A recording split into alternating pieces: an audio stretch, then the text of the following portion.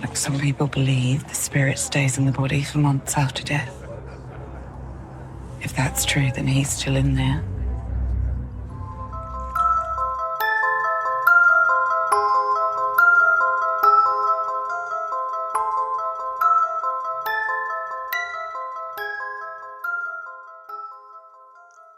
This is Scotty and Andrew, and you're listening to Fun with Horror.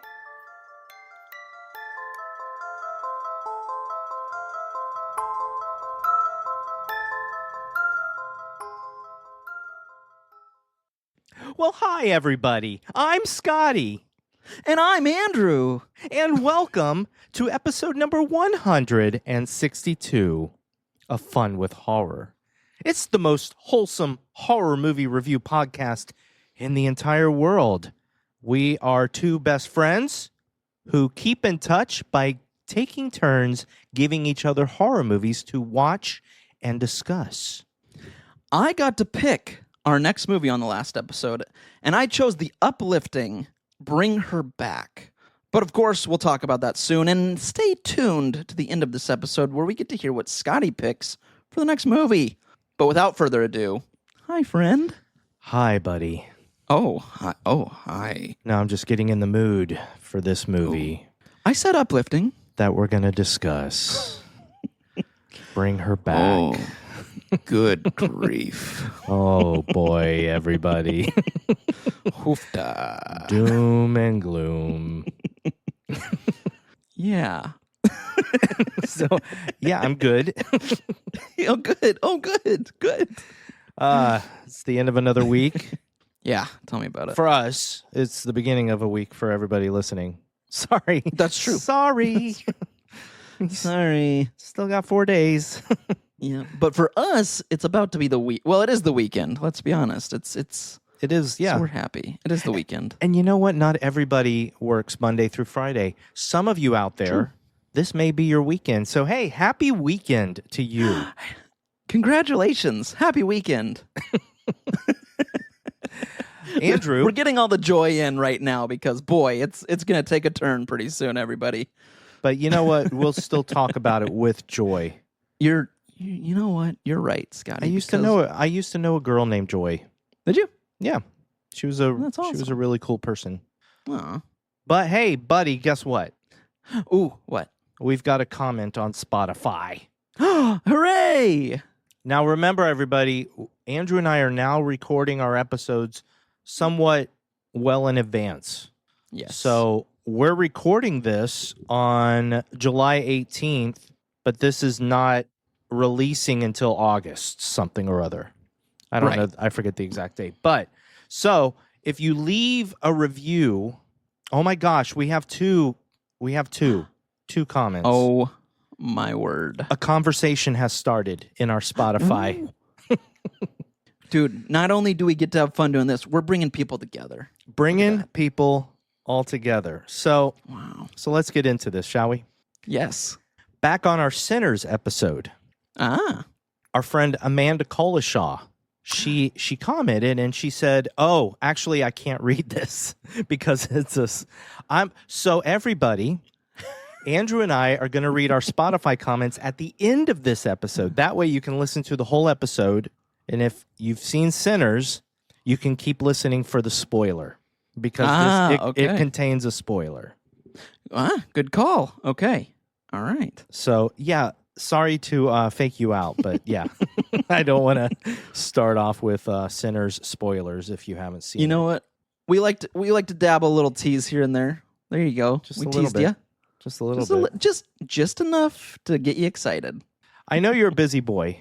Yeah. Busy boy. But have you seen any movies that we can talk about or anything? Good question. You know what? I did watch that I think is horror adjacent. Tell me. Not movie, but show. My wife and I finished the series. We finally got to it and finished the series You on Netflix. That's wonderful. I've never seen Yeah. a single episode. You know, it's one that I was hesitant about it at first because it started as a CW show, which sometimes are hit or miss. And I got really into it. And I think it either got canceled. I don't know what happened, but Netflix picked it up for the last, 2 or 3 seasons. And so we finally got Netflix to finish it, and I was very pleased with how it ended. Wow. Yeah. Very good. Yeah. I'm glad happy. that you were pleased with how it concluded Yes. in the I conclusion, am. the final episode. Yeah, I am. But what about you? What have you been watching? I wasn't watching you. Get it? But I saw a few movies. I saw a few horror films Yeah? in this time. I actually had a rebirth day. Our friend Brian from Chuddle the Pod kind of gave me a suggestion, and I followed it. Okay. So I watched Jurassic World Rebirth at the theaters the weekend it came out. But in the same day, because of his suggestion, I decided that I would have a rebirth day. And that night I watched Birth/Rebirth. Oh, okay. Now, if you remember, Rebirth is a movie that I have had on my want to see list Mhm. in our end of the year episodes. That's right. And I finally saw it. And you know what? It was fine. Oh, okay. All right. It was okay. I gave it 3 out of 5 stars. Hey, there. You know what? That's all right. That's all right. I won't say too much. It's kind of like it deals with a little bit with birth and Sure. a slight bit of rebirth. So, yeah. Weird original name for it. But I have a question for you. Oh, okay. Have you seen all of, excluding the newest one, have you seen all of the Final Destination movies? Yes. Yeah. Except for the newest one. Yes. Then Good. yes. Yeah. Just this week, I finally watched Final Destination 3. Oh, the roller coaster. Correct. Yes. Okay. Yeah. First of all, had no idea that Mary Elizabeth Winstead was in it. Yeah, dude. Yeah. What? I know. Yep. And for some reason, I had it in my head that because, okay, full disclosure, I've only seen Final Destinations 1 and 2. Oh, okay. Yeah, that's right. I have never seen 3 through 5, and I have yet to see the new one, but I want to watch all of them before I see the new one. Right. Anyway, so I had it in my head for some reason that after Final Destination 2, the series just kind of retained some fun, but kind of went downhill. Mm-hmm. Mm-hmm. But I was wrong, and everybody has corrected me by telling me that I am correct in that Final Destination 3 is actually the best in the series. That's fair, man. That's a fun flick. I'll say that. Which one is your favorite? I'll say 1 because I think that one was just such a wow, this is a cool concept, crazy. However, 1 sits in my heart a little bit, which is what I say that and I'm like, is it 4 or 5? I think it's 5. Oh, good. So I have something to look forward to. Well, yeah, I think I've told you this, but my mom was the nanny for the producer of the Final Destination movies. And so I got to go and see that as a screening with other people and tell them what I thought. And there was a lot of, It was fun. It was a lot of fun to give him some feedback and him to actually listen and go, oh, okay, very good. So That's cool. awesome. Well, really by the cool. time we record our next episode, I most likely will have watched 4 and 5 because Oh, okay. now I'm having fun. It took me a little bit to get through 1 and 2 again. Mm-hmm. I'll be honest, 1 is great because it was so unique and groundbreaking. Right. Kind of like you said. Mm-hmm. But 2 and 1, I just kind of feel that there's some datedness to them. Mm-hmm. You know how people that grew up in the 80s have a real fondness for 80s horror movies? I mean, a lot of people do. You do too. But Right. people that grew up in that time, man, they love that. Well, Yeah. that's when I grew up. A lot of people grew up in the 90s and they have a soft spot because they recognize the 90s within those movies. I don't have as soft a spot for it, so to me it feels a little bit dated.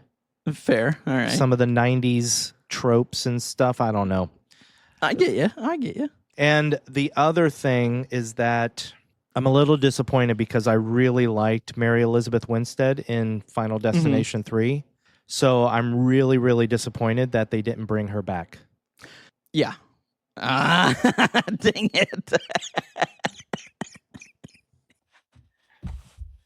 Oliver's been mute selectively. Mute since we lost Kathy. I try not to overwhelm him. Not right down. Take him one step at a time, aren't we? Okay. You done? Bring Her Back was released on May 30th, 2025, and was directed by Danny and Michael Philippou and written by Danny Philippou and Bill Hinzman. It stars Billy Barratt as Andy, Sally Hawkins as Laura, Jonah Wren Phillips as Oliver, and Sora Wong as Piper. That's right. That's right. Very good. Yeah, thank you. So before we get into spoilers, Andrew. Yes. I've seen the movie. You have not. But this is the movie that you chose, so you get to go first. Yay. Andrew, without spoilers, what did you think of Bring Her Back? I truly believe that this movie is a masterpiece. I think it is a 10 out of 10. Andrew, Perfect. That's what I said. Why are you copying me? Because I want to be like you. Gosh. Andrew. Yes, what? Yeah. Did you like it more or less than Talk to Me? So I'm going to say I liked Talk to Me a little better. Again, it's one of those things where I saw it first. It has like kind of a special place. I think that both movies, though, are perfect. I am so pleased with these brothers, the Philippou brothers, and what they're doing. I'm ecstatic and cannot wait for more.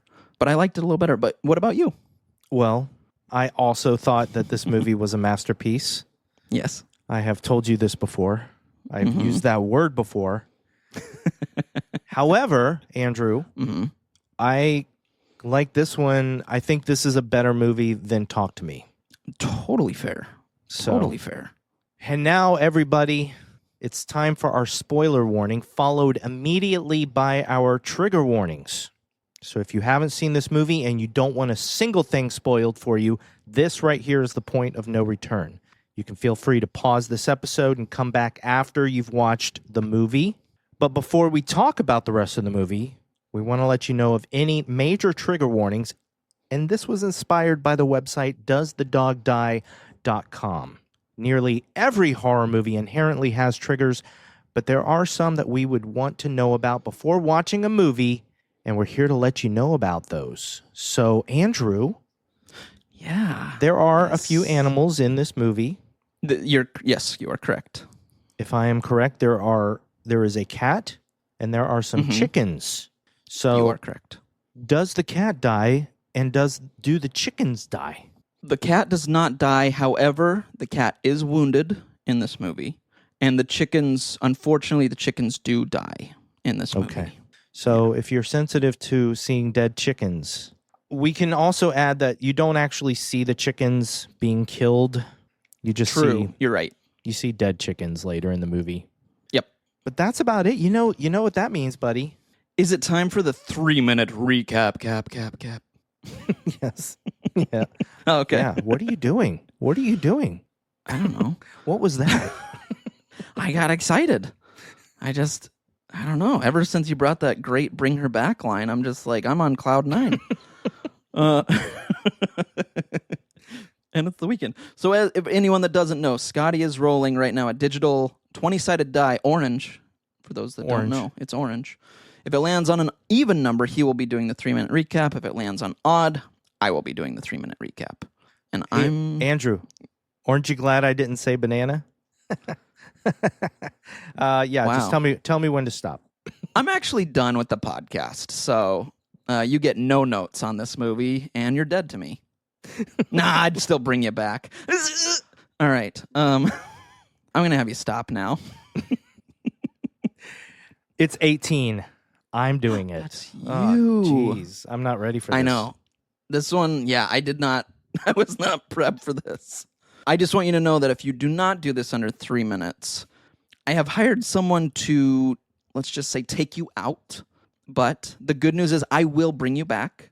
It just won't be great for you. So I would suggest you do this under 3 minutes. When that person takes me out, will they also talk to me? You sly dog. But yeah. You know what's funny? When you do the 3-minute recap, I always get in touch with one of our celebrity friends that in the movie. to pump you up and tell you that you're their favorite, and you always like find some ways to kill me if I don't come in under 3 minutes. This is a great friendship we have. I think so. It's something I probably should go and talk to a therapist about. There's some unresolved things. Oh, sorry. Sorry. I'll find a celebrity for the next one. I got you for 3 minutes. 3 minutes of heat time. Bring Her Back begins with a dirty VHS home video. We're watching some weird stuff happening. We're seeing somebody uncover a dead person, and then we're seeing other people hang another woman, just hanging her. Then we're introduced to Andy and Piper. Andy and Piper are brother and sister. Piper is almost blind, almost fully blind. She's got some sight. Andy is her really good brother. He looks after her. They come home from school and they find their father dead in the shower. He has, I don't know if he slipped or if, I think he slipped. I don't know. Either he had a heart attack or he slipped. I can't remember if they actually say, but he dies. Next thing you know, Wendy, the social worker, is putting them in a home. She wants to separate them, but Andy says, heck no, I'm staying with Piper until I'm 18, in which case I can apply for guardianship. So Wendy sends them to meet Laura. Laura lives in a very nice house with a triangle-shaped pool in the backyard. And there is another child there. This child is bald and kind of off. This child's name is Oliver. So we're introduced to Oliver. Immediately, Laura takes to Piper. She starts to pretty much gaslight Andy in small ways to make him feel like he's losing his stuff. The movie goes on. And to summarize, we find out that Laura had a daughter who drowned in their pool. Laura's goal is that she wants to do the rituals seen in the videotape at the beginning of the movie. She wants to use those rituals to bring her daughter back to life. What this entails is that she's got her dead daughter in a shed in the backyard in a freezer. She has this little kid, Oliver, hypnotized, basically, kind of possessed by a demon, it seems. When the time is right, this kid in this demon body will eat the body of Laura's dead daughter and then regurgitate the remains that he's eaten into Piper, who will have died the same way that Laura's daughter died. And once he regurgitates the remains into Piper's mouth and body, Kathy, Laura's daughter, will be resurrected in the body of Piper. So that's the goal. So the movie goes on. She eventually makes Andy look like he's very violent. She even punches Piper in the face in the middle of the night, but wearing Axe body spray to make it seem like Andy was in Piper's room. She is making Andy sleep really heavily at night so that he doesn't remember what he did at night, or that she can say he did stuff that he doesn't remember. He eventually goes back to the social worker and tells her what's going on, and he sees a flyer. And this flyer is of a missing kid named Connor Bird. Well, Connor Bird is Oliver. Laura has kidnapped this young kid and started calling the kid Oliver, and it possessed him with this demon. And so Andy tells Wendy that this is what's happening. They both go back to the house. Wendy eventually realizes something's up, and she goes out to Andy. They find Oliver in the shed eating Kathy's face, dead Kathy. They run to the car, and all of a sudden Laura screams out of the garage and slams into both of them with her car, immediately killing Wendy. Andy's not dead yet, but she drowns Andy in a puddle. Everything starts to progress from there. She goes back and she gets Piper from this daycare, whatever, something that she had left Piper at. Anyway, the moment is coming where she's going to drown Piper. As she's trying to drown Piper and Oliver is standing by with the remains of Kathy in his stomach, ready to regurgitate. Piper comes up for air at one point, and she yells mother or mom, and that triggers something in Laura. She stops what she's doing. Piper gets out of the pool, and she runs away. Oliver tries to grab her at one point, but she kicks him in the stomach and pushes him away. He goes outside of this white circle that Laura has drawn around the house. And once he leaves the circle, the demon is expelled from his body, and the cops find him. There's a lot of stuff that happened to him, like bodily harm that we'll talk about in the podcast. But basically, the police find him. They found Connor. He's gonna be, I guess, somewhat okay. Piper is driving off in a car with these people that picked her up on the road, and she hears a plane taking off, and that's actually kind of beautiful because at the beginning of the movie, Andy told her that when we die and you hear a plane, that's our souls being transported to heaven. And the last shot is the police surrounding the pool, and Laura is just sitting in the pool holding the body of her dead daughter in the pool, face partly eaten. And then the movie ends, and that's it. That's, yay. Oh, just under 3 minutes, buddy. Wow. Yeah. Good. Yeah. Good. So I don't have to have anyone hurt you. And again, I will be talking to someone about this because I think it's a me thing, not a you thing. I need to get this figured out. I'm sure I'll find a celebrity to say really nice things about you next time you do it. So I sure hope so. If you know what's good for you. Oh, sorry. Sorry. Whoa. Sorry. Whoa. Oh, sorry. Oh, man. Oh, that was great, though, dude. That was great. Thank you. Thank you, buddy. Yeah. Grapefruit. Okay, really quick. Oh, grapefruit. Yeah, grapefruit. I was going to say something else about another fruit in this movie, but yeah, grapefruit. Grapefruit. That's very sweet. I like that. Yeah, but you're supposed to now tell me if I really did good. You did really do good. Okay, thank you. I was being honest. I was being honest. So if anybody out there has not seen this movie and they're still listening, grapefruit is what Andy and Piper say to each other. Yeah. To make sure that the other person is telling the truth. Yes. They're like, instead of being like, are you being honest? They say grapefruit, which means be honest with me. Yeah. When you said that, I was totally thinking you were talking about the melon scene. And I was like, oh, we're jumping right in. No, not yet. No. Yeah. No. Okay. That was why. Anyway. I had to actually think what you were just talking about because I just call that the knife scene.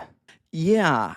Yeah. The only reason I call it the melon scene is because before I saw it, there was a poster. There was a poster for Bring Her Back of a knife like holding a melon piece, and that was it. And it said like the caption was, "Oh, like the infamous melon scene." And I was like, "Nope, I need to turn this. I can't look at this." So the second I saw melon in the movie, I tensed up real quick because I was like, "Something's coming." See, that kind of works. Like, I don't usually like stuff like that, but there's been times when a poster or people talk about an infamous scene in a movie, like Terrifier 3, for instance. Everybody talked about the infamous shower scene. Right. And that actually worked in the favor of the movie because when we saw Terrifier 3, as soon as I saw that they were in a shower, I was like, oh, God, what's going to happen? Oh, no. Yeah. Yep. You're right. So I assume you felt the same way when you saw the melon. Yeah, I literally, I felt everything tense. I just tensed right up. I went, something's coming. So. Well, luckily, the rest of the scene was it was nothing, right? I would call it cute. Would probably be the most accurate. It was cute. Cute. So this is interesting, buddy. This was your first time seeing it. Did you watch it all in one night? Oh, yeah. Yep. Okay. Oh, yeah. Yep. Did you watch it with the wife? I did. Yeah, Cindy and I both watched it. Because she really talked to me as well. Oh, wow. You guys. Yeah. I know. Dude, they're good movies. Like, yeah, they're bleak, but boy, they're good. See, this is why Colby and I stopped doing our series called Too Extreme for Andrew. Because I don't think these movies are too extreme for you. No. I agree with you. I don't think they're too extreme, but I did love the title of that series. I thought it was very sweet. I thought it was funny too. So this was interesting for me because, as you know, when I saw this movie in the theater, I also thought it was a masterpiece. Right. I immediately gave it 5 out of 5 stars. I thought this movie is incredible. But then you picked it. And it took me quite a while to bring myself to put it on again. That's fair. This movie is not easy to watch. And it's especially not easy to rewatch, I found. Interesting, yeah. There are so many scenes. Once that knife scene happens, yeah, there's other scenes to me that are even harder to watch. And I don't think the movie really lets up after that knife scene. There's scene after scene of these things that happen that are all on a par. Well, I was going to call out the scene and talk to me, but I don't want to spoil it for people that haven't seen it. But I agree. I get what you... Yes. Yeah. Yes. Yep. The scene in Talk The to scene, Me. yes. Yeah. Yep. You know, it's like they took that and they dialed it up to 10, you know? Yeah. It's like, jeez. Yeah. And that's crazy Brutal. because we all already thought they had dialed it up to 10. Yeah. And then they went, hold my drink. But let's jump because we both think this is a 5 out of 5. I don't really have any quibbles with this movie at all. I don't either. I have no quibbles with this movie. Except for the fact that it's difficult to watch. Right. Yeah, I agree with you. Like I'm not super excited to rewatch it, but Have you rewatched Talk to Me? I have. Yeah. That one's not as hard to rewatch. Let's just get into it. So one thing that I thought of with Talk to Me, without spoiling anything, there are fun scenes in that movie. I was just thinking the same thing. Were you? I was like, this movie makes Talk to Me feel like a fun movie, and it's not. Right. But there are fun scenes in it. There's fun. I guess. Well, there's a couple, like, we'll just say, without, again, spoiling, there's party scenes that are fun, that are kind of fun and wild, Yeah, and there's some great music that go with them. That being said, I said this to Cindy, I was like, the only quote-unquote fun scene in this movie is when they're drinking together, but I said, but that's not even fun because there's a hidden agenda the whole time by Laura, thank you. So that whole time where they're supposed to be having fun and we're drinking and it's crazy, I'm sitting there like, no, don't let your guard down. It wasn't fun for me. And I thought about that. There's no fun scenes in this movie. There's no part where you get a little bit of a reprieve. It is bleak from beginning to end. The way it opens with that damn VHS video. Yeah. Yep. Real quick, behind the scenes, that was actual VHS. They filmed that with VHS because they did not. Nice. They didn't want to use digital effects to recreate the look of a VHS because they wanted it to be authentic. I love that. I'm happy they did that because it was perfect. But man, yeah, as that scene began and then it cuts to like, the movie after that, I'm like, oh, we're in for a treat. I mean, that was my thought was, uh-oh. And there's so many scenes, like I talked about how hard to watch a lot of the scenes are. Mm-hmm. But honestly, the whole movie is kind of hard to watch because of exactly what you were saying, how bleak it is. Yeah. And it's really hard to watch Laura gaslighting Andy so hard throughout the movie. You feel so bad for Andy. Yep. And let me tell you, watching it a second time, knowing that Andy is going to die, it doesn't make that any easier. It makes it harder. So I bet. You know? Bet. Well, and it's such a bummer because you see, I mean, she's supposed to be their caretaker as well. And you see her doing this. I mean, he's 17. He's still a kid. He's a kid that she's messing with. So that it's all brutal. Like, I'm like, stop. Just stop. Be a good person. We're going to get into that, but I'm going to jump straight to the end, though. Oh, okay. Yeah. This is what blew me away. Mm-hmm. This entire movie, when I was sitting in the theater, I was just, my chest was heavy. It was tight because I was so worried about what was going to happen. Yeah. When Andy died and Piper lost her protector, basically. Mm-hmm.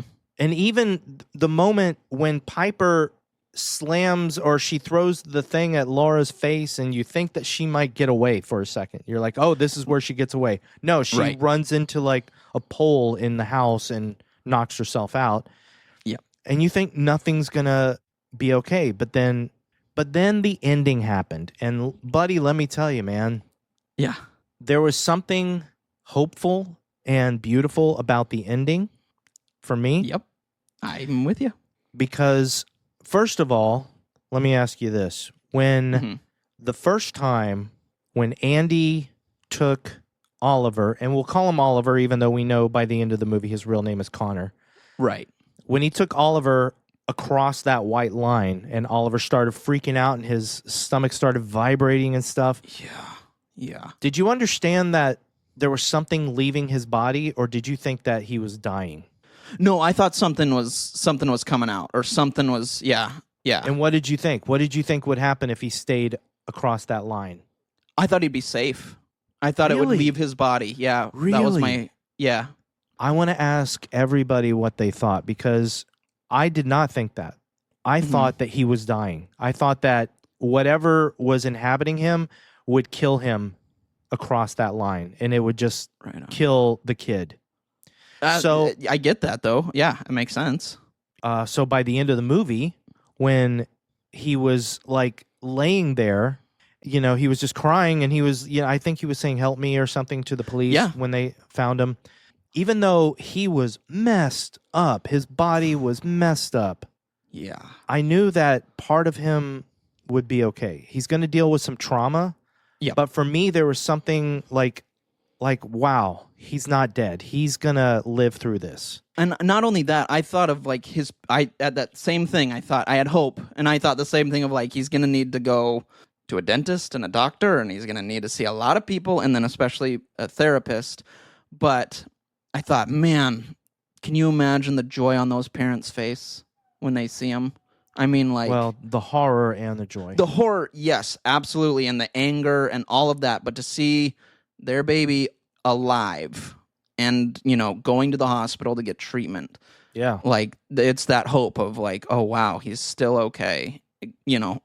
Alive. Maybe I should say he's alive, Yeah. Yeah. Well, you have that, and then you have Piper in the car. And even though Andy is dead, there's just something really nice about the fact that she too got away and that she hears the plane. Yeah. And the way she looks up. First of all, Sora Wong is incredible. Like, that was obviously, well, not obviously, but that is the first movie she's ever done. That's awesome, dude. They purposely tried to film this movie in sequential order. Oh, cool. So that she would feel the stuff later on in the movie a lot easier than if they filmed some of that stuff early. So they did it in as sequential an order as possible. And then I don't think it's beautiful, the whole thing with Laura and her daughter in the pool. Yeah. But I think I don't know what the word is, but there's something relieving about the fact that she's finally accepted her daughter's death. Yeah. She's not going to be okay. She's she's in for a world of trouble, but oh man, that final shot is just so incredible. It is. I know. I was like, if it was, it would be an incredible poster, like a really dark, bleak poster, but it's a really good shot. It's a really good shot. Well, one of the posters is another incredible visual, and that's Laura on one side of the glass making the blood circle with Oliver looking through the glass on the other side. There's a poster of that, and you see mostly her in a circle in the glass, but then you see like barely the reflection of Oliver, and it's just like such a cool poster. But that's cool. Oh, there's so much to this movie. You want to know? So one thing I wanted to bring up that I really appreciated, and I appreciated about the Philippou brothers, is that, especially this movie, though. Well, let me rephrase that. A lot of movies nowadays feel like they have to give the audience all the information. We need you to understand what we're going with. We need you to understand whys and hows and all this. There's so much exposition. Not every movie, but I just feel like that just happens a lot, to the point where sometimes I'm like, trust us. I mean, we're in this with you. We will figure it out. This movie, I felt, was very much, they trusted the audience. No one was there to say, here's what she's doing, and here's how she's doing it in this order by doing these things in order to da-da-da-da-da. We got it.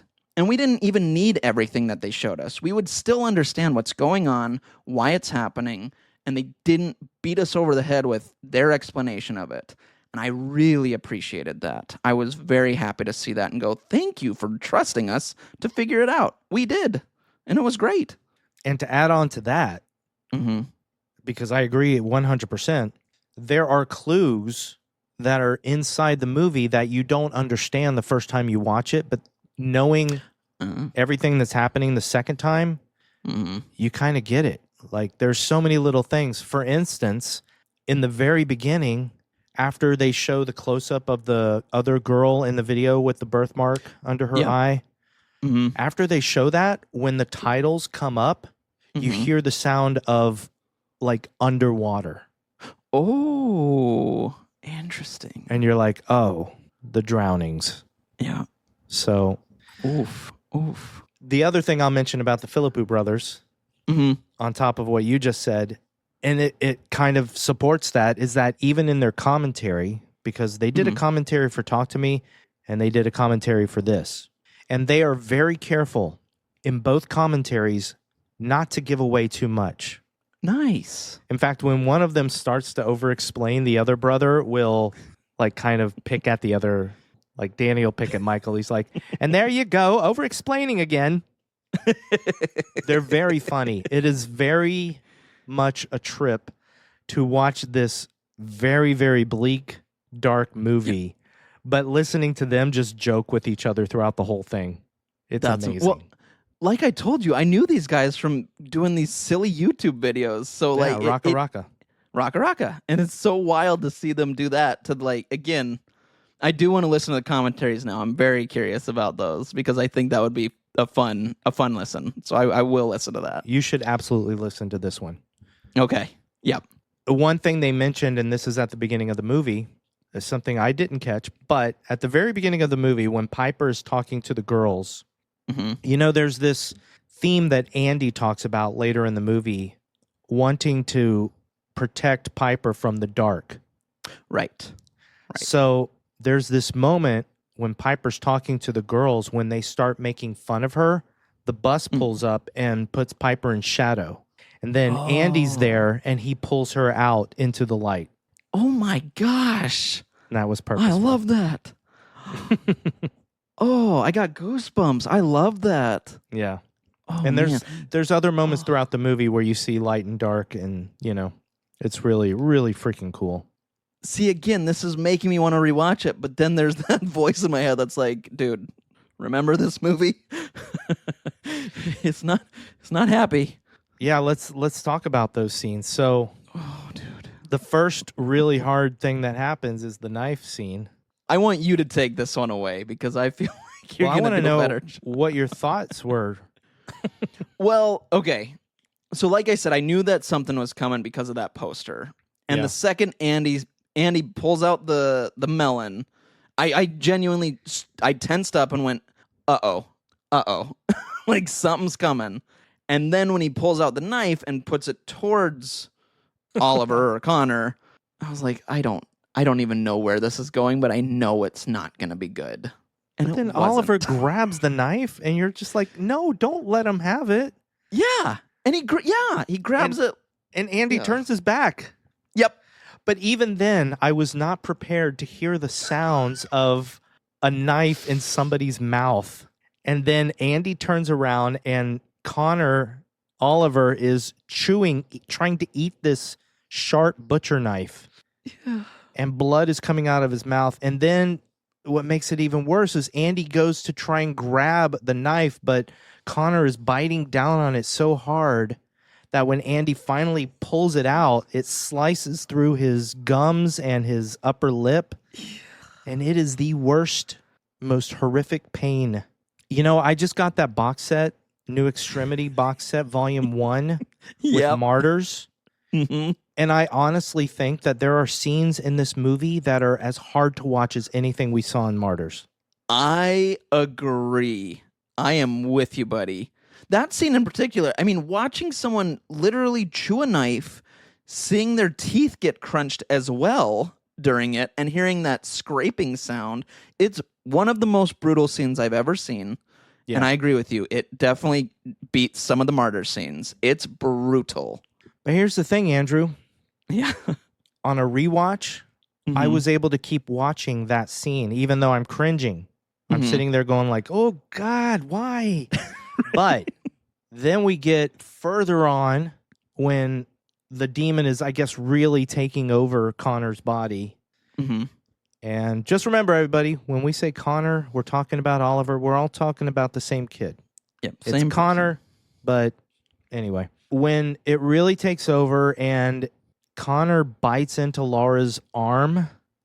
Yes. And then she leaves him alone. And then he starts to, like, how is a kid trying to eat a tabletop so hard to watch? Yeah. Like, yes. You know that he's breaking his teeth on this fake wood or whatever kind of wood this is. Yep. And then the worst part is when he bites into his arm and starts to just pull a strip of skin off of his arm because it's just this strip of skin. Yeah. That is the worst. It's like pulling a strip of cheese off of string cheese. Yeah, but it's his good analogy. skin off of his arm. And then he starts to just literally eat the flesh on his hand. And you're just like, what the hell is going on? That I have to turn away. I cannot watch that. It was so gruesome. The second you could see the skin start to go up, I went, no. No. And sure enough, it goes up. It is horrifying. I do love your string cheese analogy though, because it's exactly right. That's perfect. It's not just horrifying, it's painful. Yes. Even though he's doing it to himself, you feel it on your own arm. It's just horrible. Yep. Another part that I forgot about before watching it a second time was the part where Andy is taking a shower and he sees his dead father outside the shower. And when he steps out of the shower, his dead father is seemingly standing there. And then he slips on the tile. And it's just a horrible scene because, first of all, that's like what happened to his dad.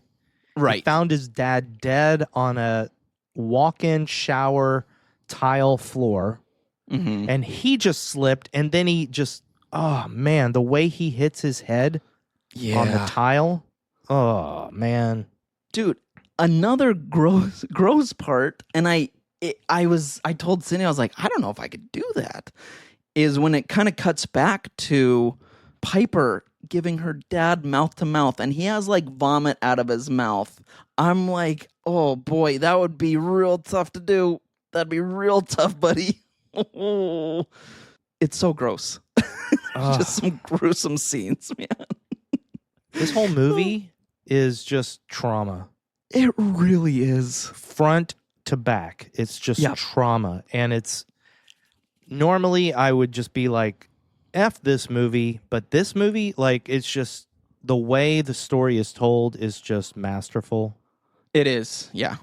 Yep. And the way if it ended any other way, I just think it's a perfect ending for this movie. I agree. Even though we don't want to see Andy die. I know. That was brutal to see him die. I will say that. Like, I get it, but I'm just like, oh, but he was this kid. He was just a sweet kid taking care of his sister. Yeah. Like, oh, come on. Why? And now Woody and Buzz are going to be really sad. Touche. Did that thought cross your mind the first time he said his name? Well, it didn't. And if anything, I was like, hey, that's my name. I just ruined it for you. No, you know what I said was, it actually, this is going to be a dumb segue, but I'm going to say it. Back in high school, there was a book that I did not, or a short story, I should say, I didn't read. It was like in this big book. And I remember I didn't read it, but I told my teacher I did. And he was like asking everyone questions. He's like, hey, Andrew, what was the name of the main character? And I was like, oh boy, it's been a while. I don't remember. He's like, it's Andy. It's your name. It's Andy. And for whatever reason, I thought of that when he said his name. It brought me back to this like trauma from high school where I was like, oh gosh, I got caught. So that's what I thought of. You know, I don't know if I've ever made the connection between Andy and your name, Andrew. That's fair. People have asked me if I go by Andy. I have had that, and I'm Andrew. Yeah, but I don't care. You're Andrew. But I mean, that makes sense to me. That's why you love Toy Story so much, or one. It's the only reason. I mean, no. I know you love Toy Story and you love those do. movies, and that's why I thought that when they first said Andy's name in this movie, I thought especially you would be like, "Oh, Toy Story," right? So now when you watch Toy Story, just imagine that this is what happens to Andy when he gets older. Oh, yeah. Oh no, so good. Oh. Okay, I do have one small quibble. Ooh, okay. It's the only part that just kind of character-wise, it happens and we all make little mistakes, right? But okay, I hate it so much. I hate it. And it's just the part where Andy goes in his bedroom for the first time and Laura comes to the door and he's been texting saying that Oliver is a effing weirdo. Right. Yep. And then he hears Piper on the other side of the wall saying, "Andy, can you hear me?" And then he puts his phone, he leaves his phone like just sitting there. Yeah. Knowing how uncomfortable he already is with Laura, I don't feel like he would have done that. I feel like any other person would real quickly just put it in their pocket. Yep. That was maybe the only part of the movie where somebody did something that I felt served the story and the movie more than it seemed like a realistic action. I get that. I get that. Yeah. I won't stress on it, but I agree with you.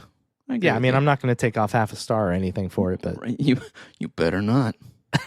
Sorry. I got something for you, buddy. Ooh, okay. Little hidden things. Yes, please. Okay, well, first of all, let's talk about the cat. The cat's name is Junkman. Yeah, dude. Even the Philippou brothers in the commentary never mention what happens to the cat. So, okay, in my headcanon, the cat just ran away. And he's okay. That's kind of what I was going with. There's possibilities that Connor ate the cat, at some point. Oh. Because there are things that were implied. First of all, by my coworker who caught some stuff that I didn't catch. Ooh, okay. There are times when Connor can mimic the voices of other people or creatures. Right. That's right. The first time we hear this is when Connor escapes from his bedroom and he goes outside. Laura, late at night, sees him sitting in the pool again with the cat in his arms. And the cat's in distress. And this is the part where we were talking about, he's holding the cat and there's sounds of the cat in distress. Right. But they do a good job in this movie of never showing anything happening to the cat. Right. Yes. Or the chickens. But so she brings him inside. She is giving him a bath. And she's telling him to give her a sign that he's in there. And there's just this crazy moment where his eyes just look straight at her. And it's just so creepy. But then he turns on the sink faucet. Right. With his head or something, with his mind. And so she stands up and she goes to the sink and the water is steaming up. And then you hear the cats, coming out of his voice. Okay. Yep. And then we see the next morning, and that's when we see the cat on the couch with part of its tail missing, and there's blood dripping from the tail. Right. So the implication is that when Connor eats part of somebody's body, he takes a bit of their soul, and he can mimic them. Okay, so let's follow this thread, right? Oh, boy. Okay. After he eats some of Laura's arm, and she runs into her bedroom, I didn't catch this until the Philippou brothers pointed it out, but when Oliver is beating on her door and screaming, he's screaming with Laura's voice. Oh. And it's because he just ate part of her. Oh, goodness. Oh, my gosh. So now let me ask you this, Andrew. Okay. Later in the movie, Piper, when she's brought back to the house, Andy's dead, but she hears his voice saying Piper from upstairs. And she goes in the bedroom, and it's Oliver. Yep. Oliver standing there. So, knowing what we know from those previous scenes, how do you think Oliver can mimic Andy's voice? Yeah, so he ate some of Andy? Yeah. Oh. Now, the Philippou brothers never spelled that out in the commentary. Okay. But they did say that he could mimic Laura's voice because he ate a piece of her. And there is time when Laura goes to pick up Piper. Oliver's already been out in the shed eating Kathy. Yeah. Eating her face. Yeah. Oh my God. So he had plenty of time to go in and just take some nibbles off of Andy. Oh my gosh. Oh, this movie. Oh no. Oh no. That's bleak, buddy. That makes me sad. I don't like it. The directors have confirmed, Mm-hmm. and it was also confirmed with a website that you could go to and watch the crazy videotape that's in the movie. Oh no. First of all, the videotape on that website, I believe, is called the Tari Ritual or the Tari something. Okay.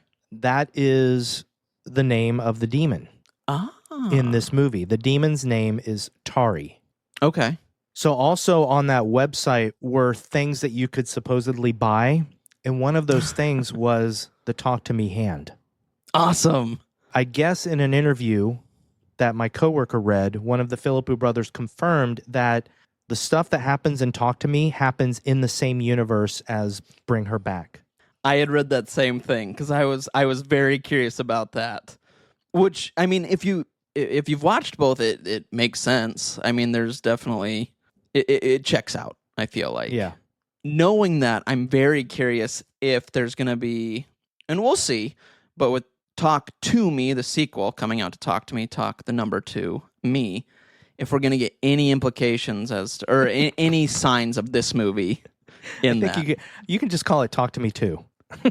I really like how they said it, so I know I needed to start calling it Talk to Me Too. In Talk to Me Too, no, I was like, oh man, what if we see Andy?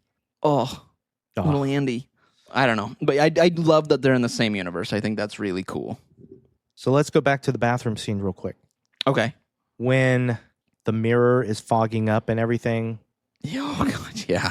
It kind of gets so hot that the mirror cracks and breaks. Remember that? Mm-hmm. Oh yeah. Did you catch the demon face in the mirror? Oh yeah, Cindy screamed. Oh. Yeah. Which also then didn't help me. So I was like, ugh. Oh. I don't think I caught that when I saw it in the theater. I think it took me the second viewing to catch it. Nice. We caught it and we rewound it because I wanted to see it again. So we saw it. Yeah, it was cool. So when Andy, later in the movie, is about to use his phone to record Connor outside by the pool. Oh, yes. Yep.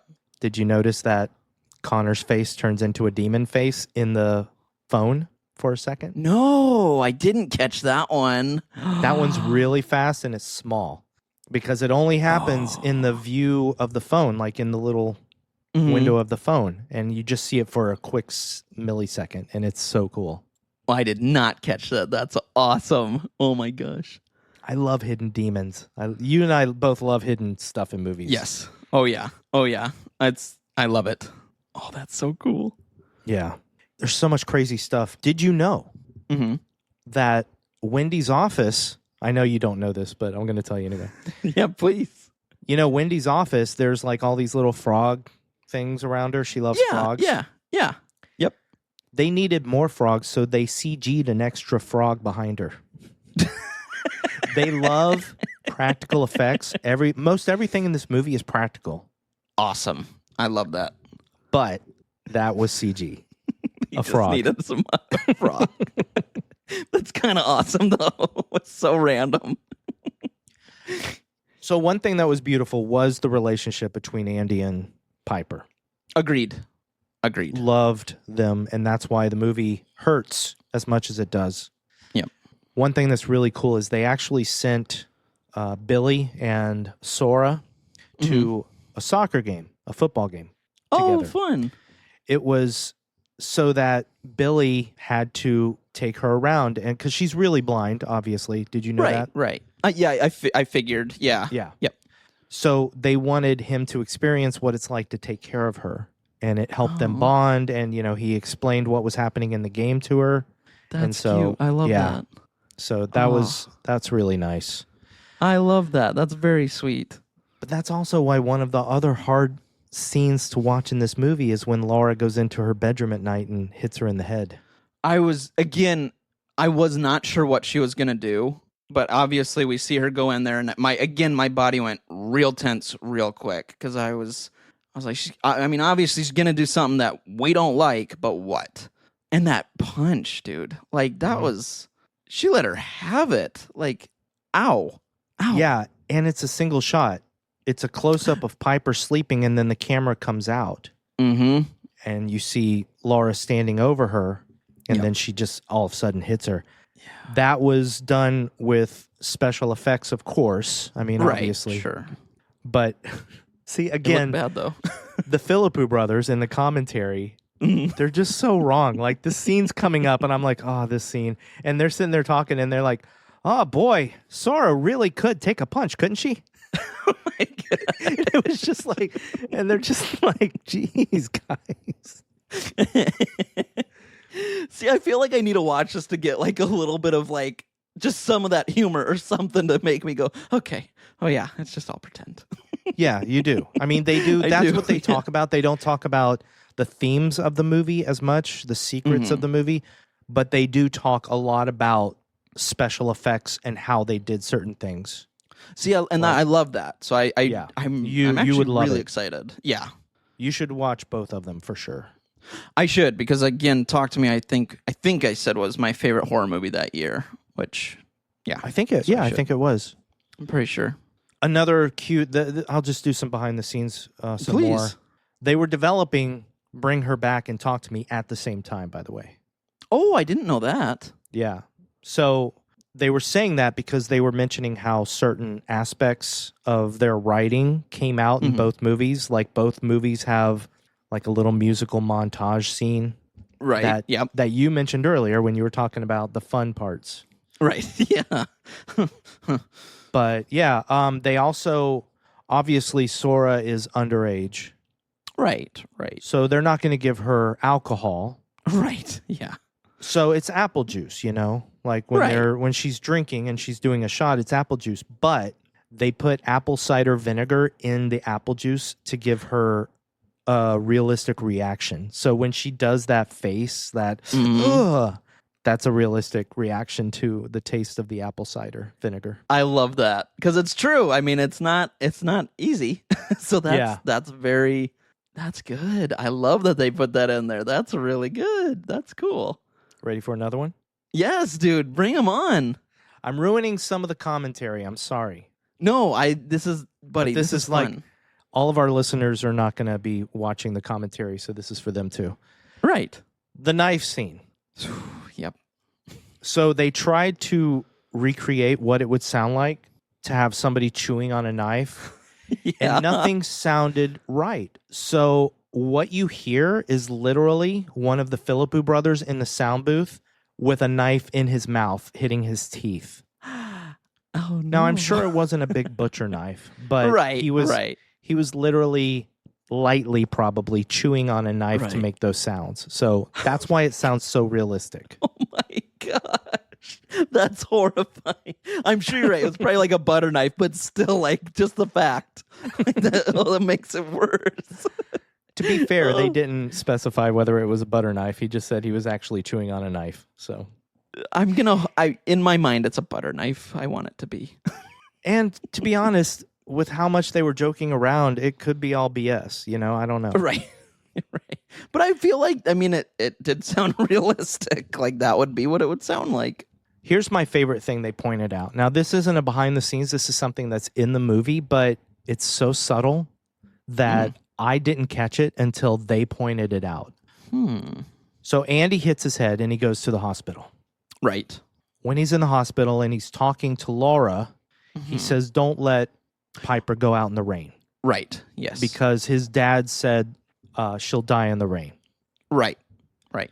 And the next thing we see is a quick cut to Laura taking Piper out into the rain. Right. Yep. Right? Yep. There's this moment, and it's so subtle, but so beautiful in a way, and sad and tragic. Mm-hmm. There's this moment where she's dancing in the rain with Piper, Right. and she's reminiscing and remembering her daughter Right. and how happy she was. And there is this moment where, if you rewatch the movie, you realize that she is having a hard time bringing herself to the point of what she's got to do to bring her daughter back. Mm-hmm. So this is the point in the movie. It's kind of like the point in Speak No Evil when they leave the house and the little girl says she left her teddy bear or whatever. Yeah. There's this moment where things could be okay because she's realizing that this little girl, Piper, Mm-hmm. she doesn't have to literally be her daughter. Maybe she could just take the place of her daughter and just live with her. And Right. she'll have this new daughter, you know? Right. Yeah. But then she takes Piper into the shed. She says, I want to show you something. Yeah. And she talks to Piper and she says, how would you like to live here? You know, stay here. And then Piper tells her, well, we're going to move into another place when Andy can have guardianship of me, but we can come visit. Yeah. And that's the point of no return. That's the point where Laura's like, well, I have to go through with this now. Yeah. So here's what happens. If you watch the aspect ratio of the movie, the moment it cuts from Andy to Laura taking Piper out into the rain, the aspect ratio expands just a tiny bit. Okay. So yeah. on my TV, for instance, there are very small bars at the top and bottom of the screen. But in that scene, when she's out there with Piper in the rain, it expands to full screen.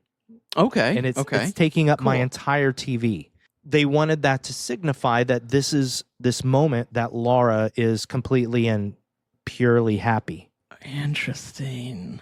But then when they're in the shed and Piper starts saying that they can come visit, if you watch the aspect ratio, it starts to slowly just go back to normal, to what it was. Oh, that's cool. It's the dream fading, you know? It's so cool. I did not catch that. That's amazing. I love that. When I caught it and I watched it, it gave me the biggest chills. That is brilliant. Dude, oh, I love these guys. I love them. I love them. Oh. What'd you think of the video of the woman eating the face of the dead woman and then regurgitating it in the other woman that they had just hung? Yeah, interesting. yeah. Pretty brutal, dude. Like, again, just a moment where I'm like, this just won't let up. There's just, this is crazy. This is crazy. But again, I liked going back to that point of like, we saw what was happening. No one had to tell us what was happening, and we figured it out. I feel like that was one of those scenes where it's like, you gave me exactly what I needed to. No one needs to say, did you see what happened? Why we did that? Did you see that part? Why we did that? Because that's what this means.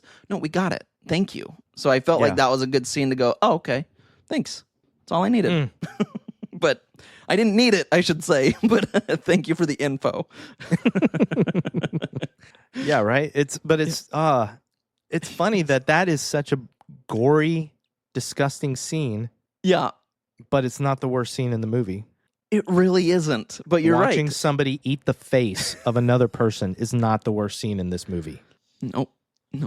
And that, man, if we could have like quotes for each episode we did, that's the one for this episode right there. Yeah. There you go. Worst part.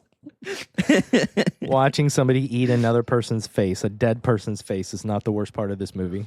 I think that's a solid, if we had that posted somewhere, people would be like, I gotta listen to this, because that's a great line. That is a great line. On a lighter note, one scene that I really loved is after Andy, after the knife scene, Yeah, okay. and Andy takes Connor and crosses the white line, and then Laura comes home with Piper. Yep.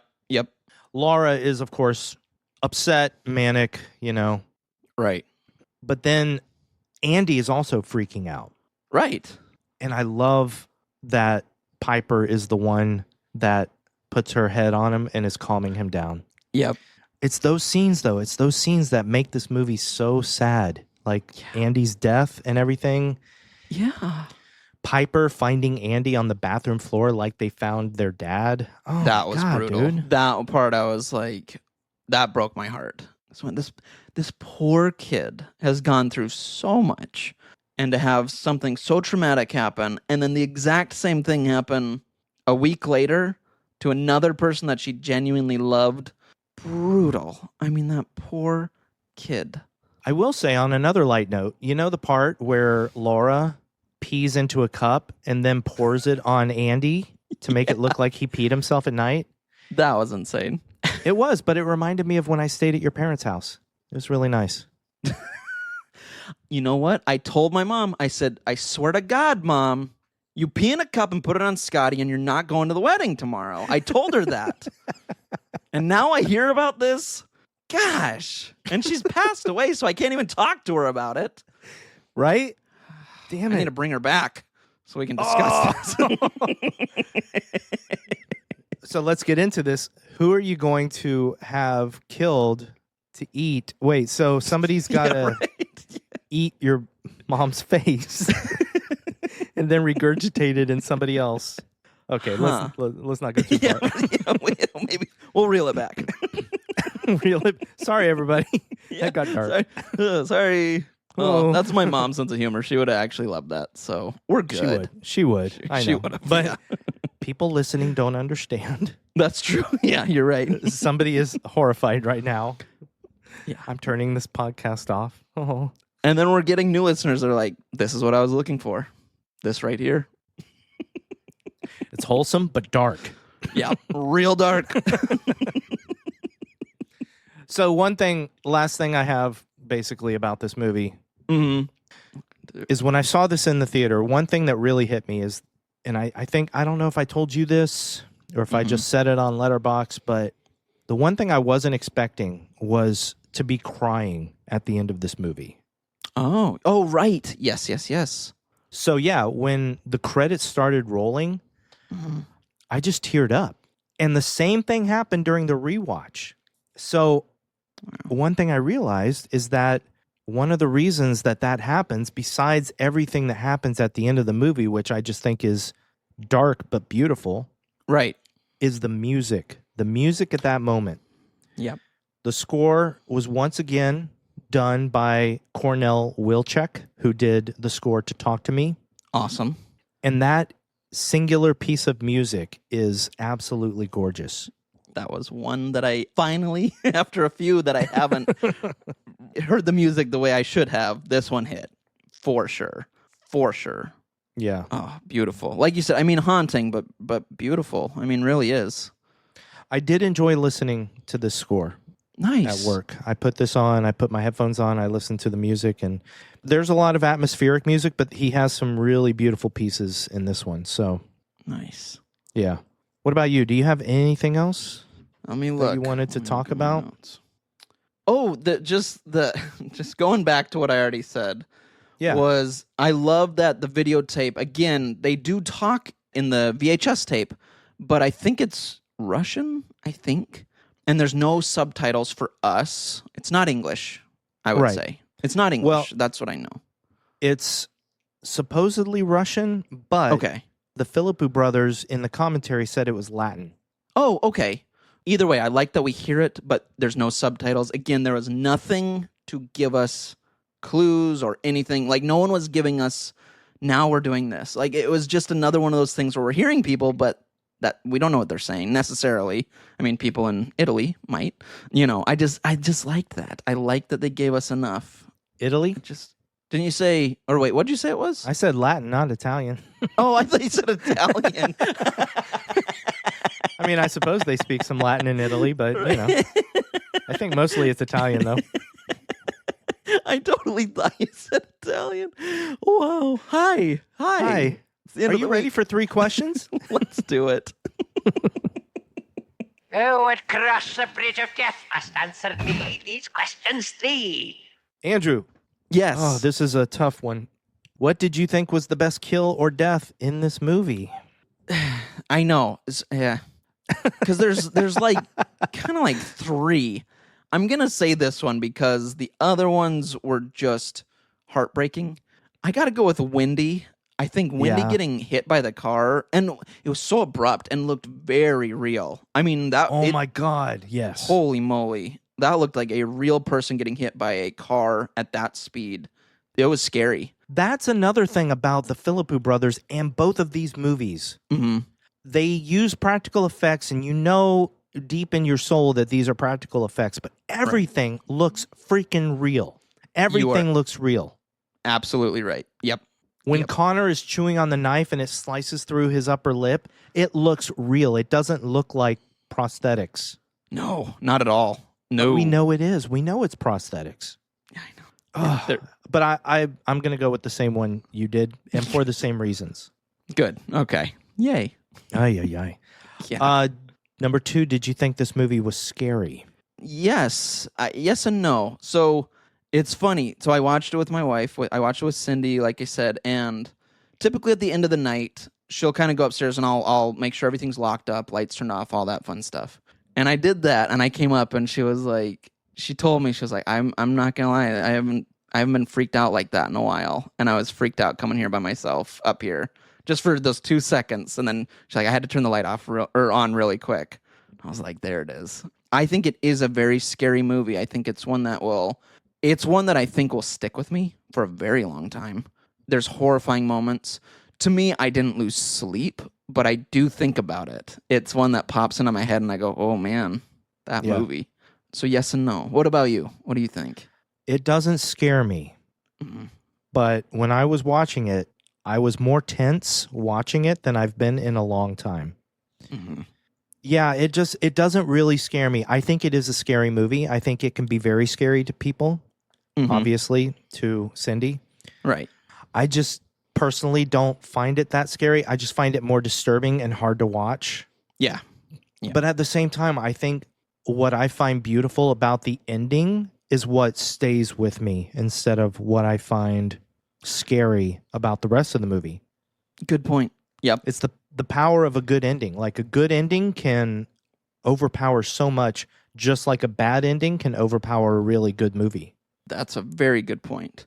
I have thought about Connor before as well, just in my head going like, I hope he was okay. Yeah.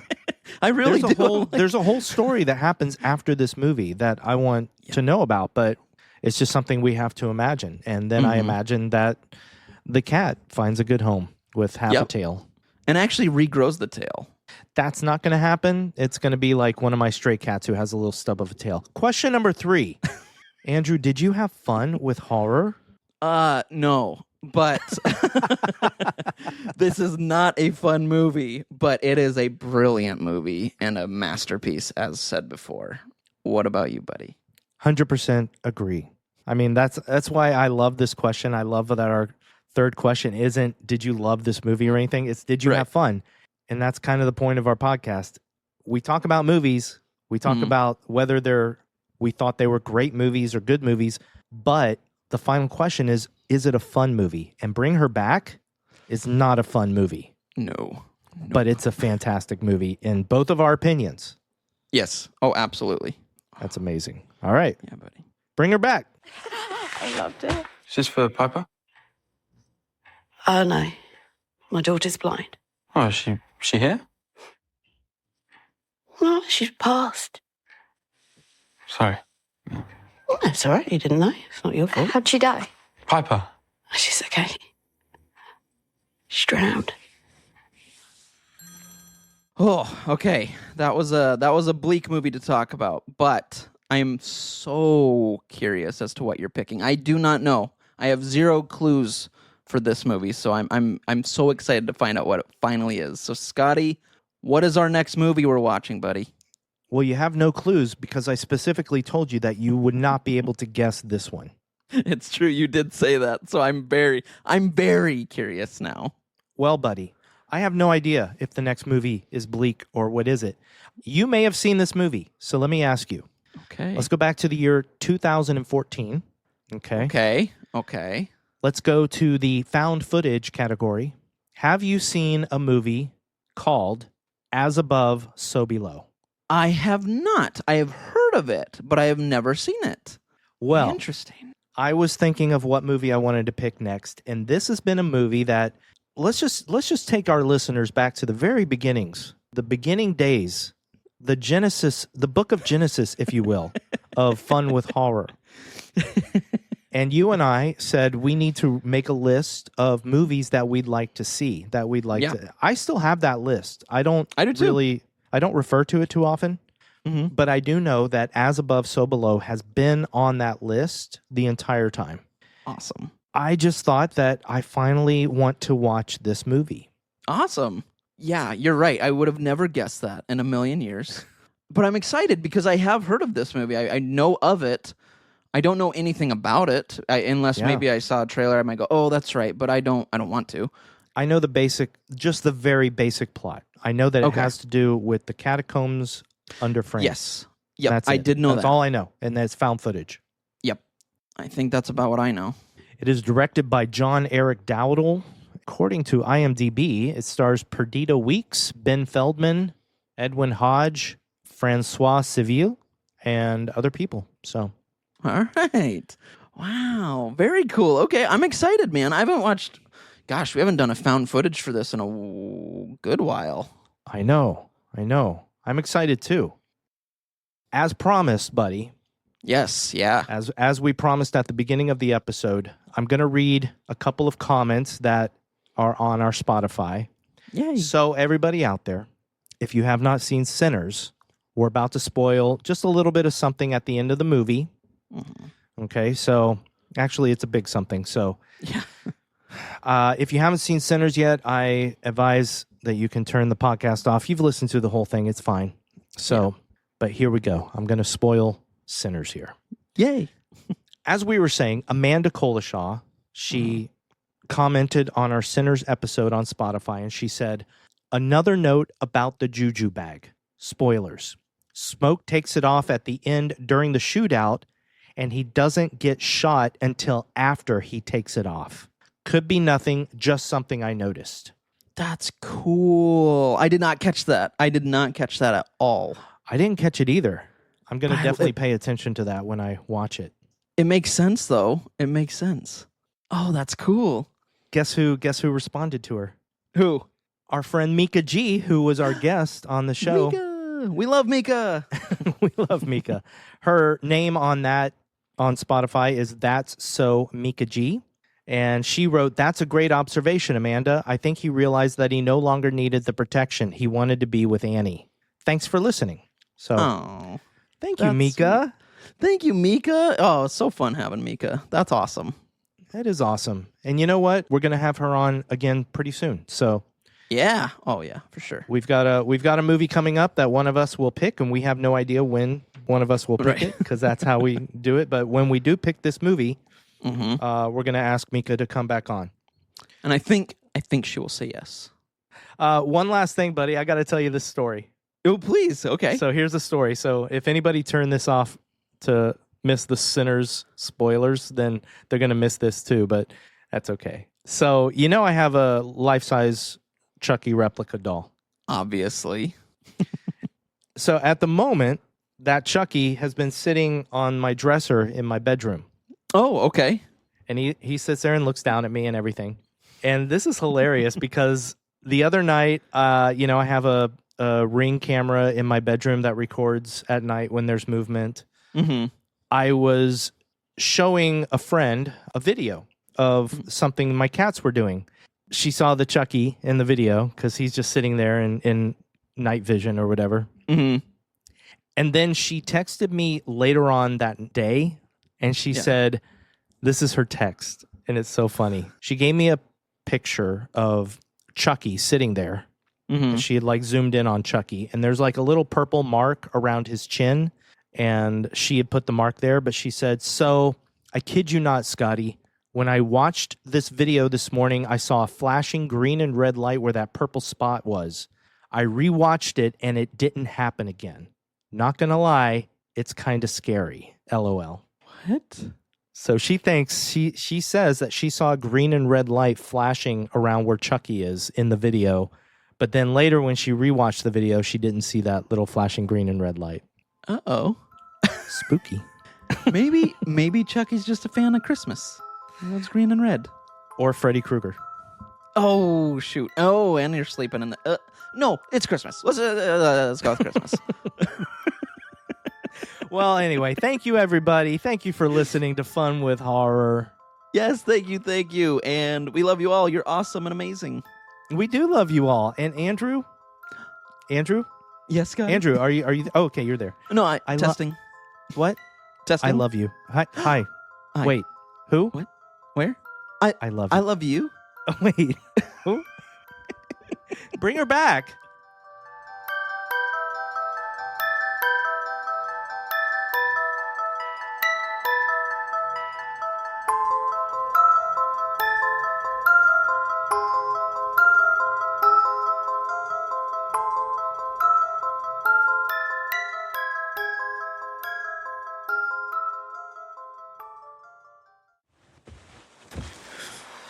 Wait, you hear that?